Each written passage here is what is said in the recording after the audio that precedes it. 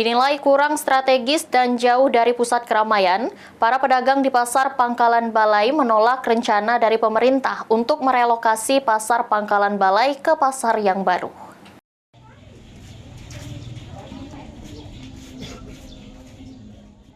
Rencana relokasi pedagang dari Pasar Pangkalan Balai ke Pasar Baru atau Pasar Induk Pangkalan Balai Banyuasin menuai penolakan dari para pedagang.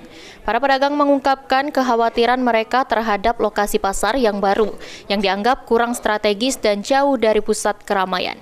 Mereka khawatir bahwa relokasi ini akan berdampak negatif terhadap pendapatan mereka. Menurut Adi, salah satu pedagang di Pasar Pangkalan Balai mengungkapkan dirinya tidak menolak untuk direlokasi oleh pemerintah. Namun lebih baik pasar yang lama ini diperbaiki lagi dan difasilitasi, ketimbang pindah di pasar yang baru karena menurut Adi, pasar yang baru tempatnya jauh dan pastinya sepi pembeli. Kata pedagang ini, ya kami ini menurut baik yang mengamankan pemerintah, tapi tanpa terkecuali. Terus yang ini nak dimapo ke pasar lama ini, nak dibikin apa? Kalau ini masih tetap untuk jadi pasar terusnya, lebih baik ini aja kan, yang ini kan, lebih bagus sih, lebih bagus lagi, nah, dirapi lagi yang depan tuh.